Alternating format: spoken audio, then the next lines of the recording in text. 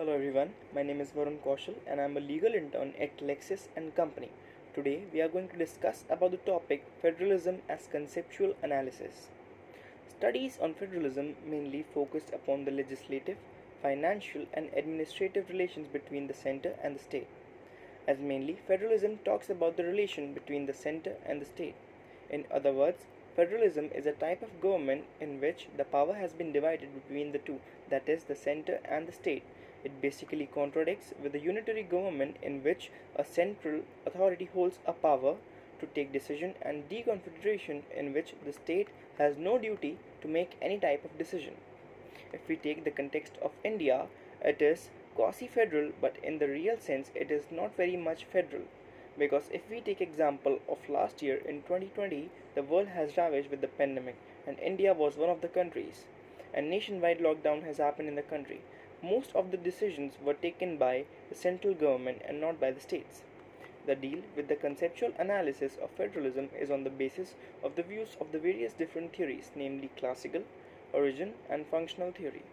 The main attention has been drawn upon the certain theory of federalism today, majorly focused on the topics such as classical theory, origin theory, and functional theory, as mentioned earlier.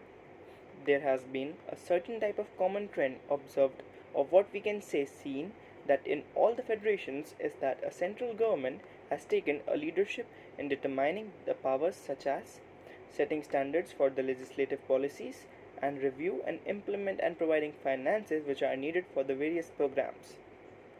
This particular things might have result into the supremacy of the central government and subordination of the state government in the federal features states that there must be distribution of the power between the central and the state government.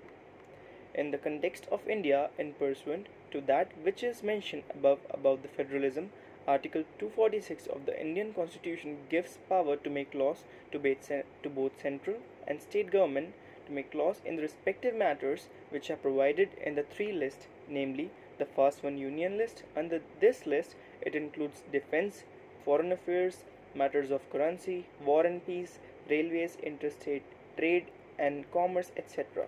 The second one is state list. Under this, it includes law and order, agriculture, animal husbandry, water supply, irrigation, canals, fisheries, road passenger tax, etc.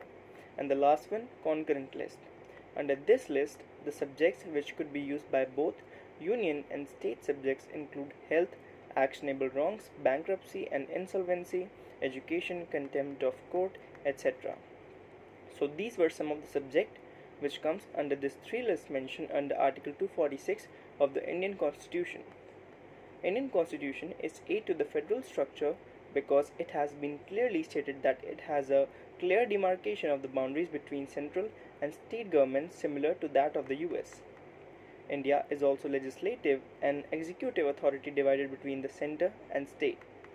India sometimes claimed to be non-federal members, as I mentioned earlier, that in some cases India has acted as a unitary form of government, such as the center can impinge upon the areas earmarked only for the state in some cases.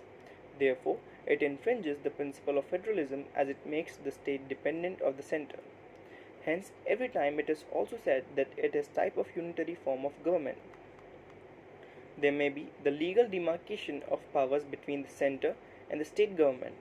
Social services constitutes a field to endeavor in which the federal and the state government has become co-sharer of common goals and for the main purpose. In one of the theories, the author talks about the federalism is one way of solving the problem of the government to expanding the society.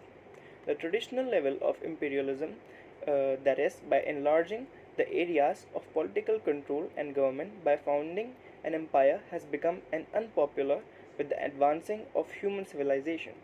As a political situation, federalism is the result of the political bargain in the situation which follows either the collapse of an empire or which seeks to strengthen the enlarged political society. There is only merit of the political theory is that it represents federalism and essentially a political situation to different situation that involves the potency of political bargain. In conclusion, I would just like to say that review of these theories show us that they deal with one or the other and covers the particular aspect of federalism but not all aspects. Therefore, each theory of federalism requires some validity and usefulness, but in cases, if we review, these some created and some of them were not. So therefore, to understand the aspect of federalism, we need some amount of usefulness in it. A well-judicious combination of the important elements of all these theories call upon us to formulate a new definition which may be stated as political system which creates in a society broadly two levels of government, that is center and state, which assigns power and the functions. That's it for today's video. Please don't forget to like, share and subscribe the channel LEXCLIQ.